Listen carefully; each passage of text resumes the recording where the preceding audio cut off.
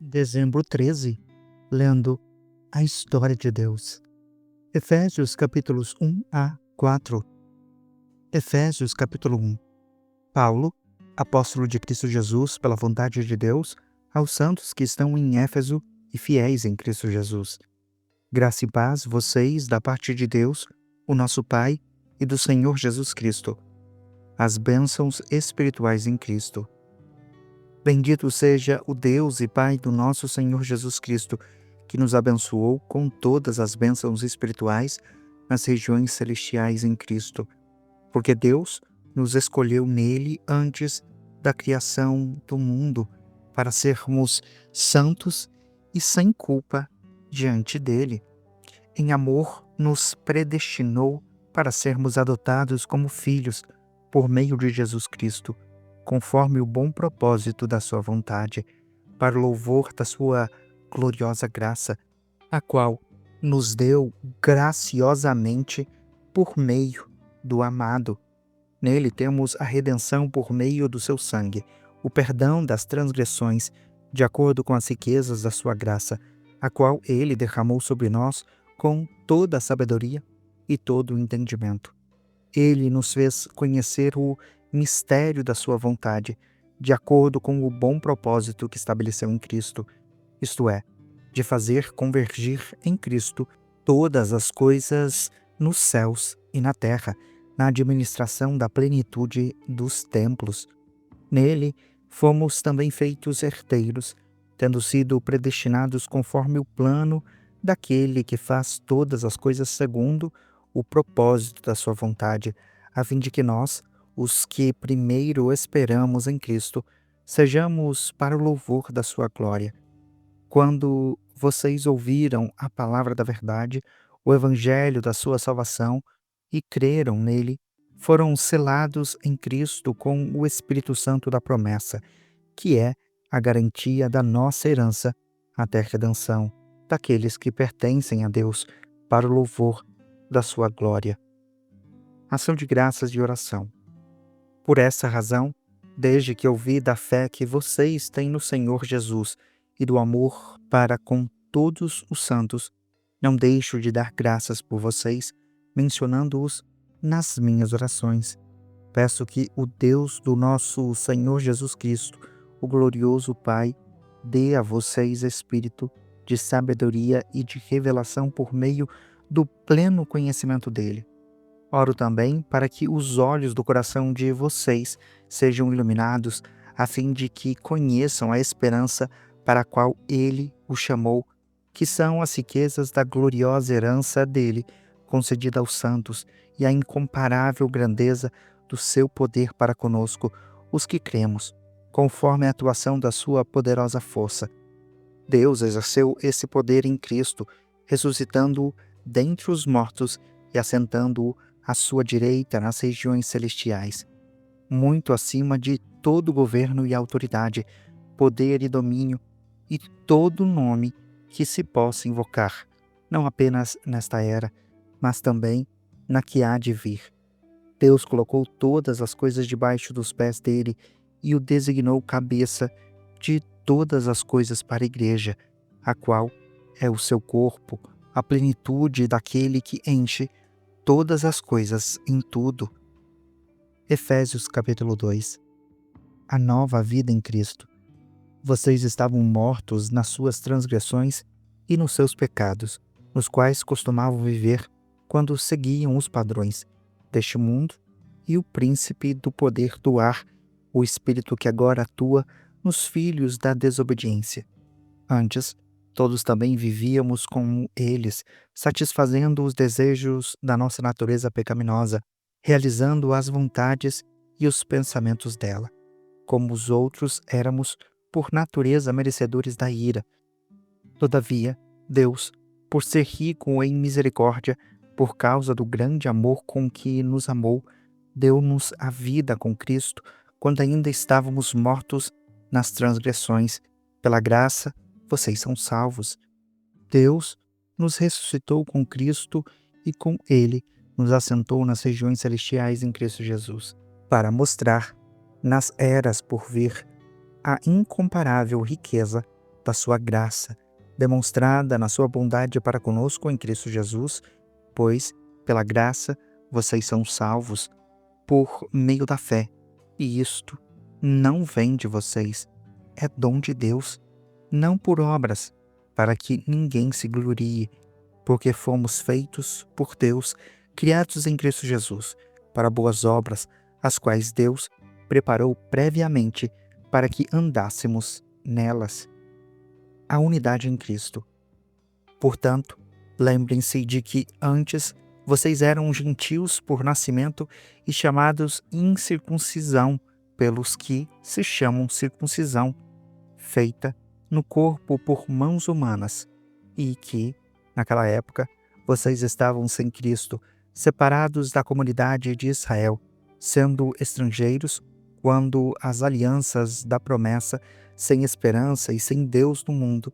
Agora, porém, em Cristo Jesus, vocês, que antes estavam longe, foram aproximados pelo sangue de Cristo, pois Ele é a nossa paz, o qual de ambos fez um e destruiu a barreira, o muro da inimizade, anulando no seu corpo a lei dos mandamentos expressa em ordenanças.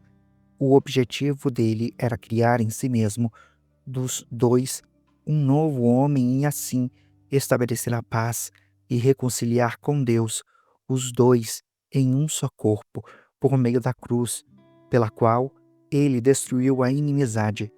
Ele veio e anunciou paz a vocês que estavam longe e paz aos que estavam perto, pois, por meio dele ambos, temos acesso ao Pai por um mesmo Espírito. Portanto, vocês já não são estrangeiros nem forasteiros, mas concidadãos dos santos e membros da família de Deus, edificados sobre o fundamento dos apóstolos e dos profetas, tendo Jesus Cristo como pedra angular, no qual todo o edifício é ajustado e cresce para tornar-se um templo santo no Senhor. Nele, vocês também estão sendo edificados juntos para se tornarem morada de Deus por seu Espírito. Efésios capítulo 3. O plano maravilhoso de Deus para os gentios. Por essa razão, eu, Paulo, prisioneiro de Cristo Jesus, oro por vocês, os gentios. Certamente, vocês ouviram falar da administração da graça de Deus que me foi dada em favor de vocês, isto é, o mistério que me foi dado a conhecer por revelação, como já lhes escrevi resumidamente. Ao lerem isso, poderão entender a minha compreensão do mistério de Cristo. Esse mistério não foi dado a conhecer aos filhos dos homens, mas agora foi revelado pelo Espírito aos santos apóstolos e profetas de Deus. Esse mistério significa que, por meio do Evangelho, os gentios são co-herdeiros com Israel, membros do mesmo corpo e coparticipantes da promessa em Cristo Jesus. Tornei-me ministro deste Evangelho pelo dom da graça de Deus que me foi dado segundo a força do seu poder. Embora eu seja o menor dos menores de todos os santos, foi-me dada esta graça de anunciar aos gentios as insondáveis riquezas de Cristo e esclarecer a todos a administração deste mistério que durante épocas foi mantido oculto em Deus, que criou todas as coisas. A intenção dessa graça era que agora, por meio da Igreja, a multiforme sabedoria de Deus se tornasse conhecida dos poderes e das autoridades nas regiões celestiais, de acordo com o eterno plano que ele fez em Cristo Jesus, o nosso Senhor. Nele, por intermédio da fé, temos ousadia e acesso a Deus com toda a confiança. Portanto, peço a vocês que não desanimem por causa das minhas tribulações em seu favor, pois elas são glória para vocês. A oração de Paulo pelos Efésios.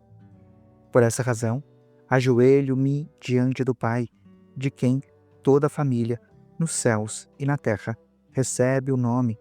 Oro para que, segundo as riquezas da sua glória, ele os fortaleça poderosamente no íntimo por meio do seu Espírito. Isto para que Cristo habite pela fé no coração de vocês, de modo que estejam arraigados e alicerçados no amor. Assim, vocês perceberão com todos os santos qual é a largura, o comprimento, a altura e a profundidade do amor de Cristo, e conhecerão este amor que excede todo conhecimento, para que sejam cheios de plenitude de Deus. Aquele que é capaz de fazer infinitamente mais do que tudo o que podemos ou pensamos, segundo o seu poder que atua em nós. A Ele seja a glória na Igreja em Cristo Jesus, por todas as gerações, pelos séculos e os séculos. Amém. Efésios capítulo 4. A unidade do corpo de Cristo. Como prisioneiro no Senhor, peço a vocês que vivam de maneira digna do chamado que receberam, com toda humildade e mansidão, com paciência, suportando uns aos outros com amor. Façam todo o esforço para conservar a unidade do Espírito pelo vínculo da paz. Há um só corpo e um só Espírito, como também uma só esperança quando foram chamados. Há um só Senhor, uma só fé, um só batismo, um só Deus e Pai de todos, que é sobre todos, por meio de todos e em todos. A cada um de nós foi dada a graça, conforme a medida com que Cristo distribuiu os dons. Por isso é que foi dito: quando ele subiu em triunfo às alturas, levou cativos muitos prisioneiros e deu dons aos homens. Ora, o que significa ele subiu, senão que também havia descido às profundezas da terra? Aquele que desceu é o mesmo que subiu acima de todos os céus, a fim de encher todas as coisas. Ele designou alguns para apóstolos, outros para profetas, outros para evangelistas, outros para pastores e mestres, com o fim de preparar os santos para a obra do ministério, para que o corpo de Cristo seja edificado, até que todos alcancemos a unidade da fé e do conhecimento do Filho de Deus e cheguemos à maturidade, atingindo a medida da plenitude de Cristo. O propósito é que deixemos de ser como crianças, levados de um lado para outro pelas ondas ou jogados para cá e para lá por todo o vento de doutrina, pela astúcia e pela esperteza de homens que induzem ao erro. Antes, seguindo a verdade em amor, cresçamos em todas as coisas naquele que é a cabeça, Cristo. Dele, todo o corpo, ajustado e unido pelo auxílio de todas as juntas, cresce e edifica a si mesmo em amor à medida que cada parte realiza sua função. Instruções sobre a vida cristã. Assim, eu digo a vocês, e no Senhor insisto, que não vivam mais como os gentios, na inutilidade dos seus pensamentos. Eles estão obscurecidos no entendimento e separados da vida de Deus pela ignorância em que estão, por causa do endurecimento do seu coração. Tendo perdido toda a sensibilidade, eles se entregaram à devassidão, cometendo com avidez toda espécie de impureza. Todavia, não foi isso que vocês aprenderam de Cristo. De fato, vocês ouviram falar dele e nele foram ensinados de acordo com a verdade que está em Jesus. Quanto à antiga maneira de viver, dispam-se do velho homem que se corrompe por desejos enganosos para serem renovados no modo de pensar e se vestirem do novo homem, criado para ser semelhante a Deus em justiça e santidade provenientes da verdade. Portanto, cada um de vocês deve abandonar a mentira e falar a verdade uns aos outros, pois todos nós somos membros de um mesmo corpo. Quando ficarem irados, não pequem. Não permitam que o sol se ponha enquanto durar a ira de vocês, e não deem lugar ao diabo. O que furtava, não furte mais. Antes, trabalhe, fazendo o que é bom com as próprias mãos, para que tenha o que repartir com quem estiver em necessidade. Nenhuma palavra torpe saia da boca de vocês, mas apenas a que for útil para edificar os outros conforme a necessidade, para que transmita graça aos que a ouvem. Não entristeçam o Espírito Santo de Deus, com a qual vocês foram selados para o dia da redenção. Livrem-se de toda amargura, indignação, ira, gritaria e calúnia, bem como de toda maldade. Sejam bondosos e compassivos uns para com os outros, perdoando-se mutuamente, como Deus os perdoou em Cristo. Você acabou de acompanhar a Bíblia 365, lendo a história de Deus. Se você quer acompanhar com outra versão bíblica, registrar a sua leitura, dar sugestões, participar de nosso grupo no WhatsApp, ou até mesmo fazer pedidos de oração, acesse sempre www.abiblia365.com.br e lembre-se sempre, em leituras diárias, confortaremos e fortaleceremos a nossa fé.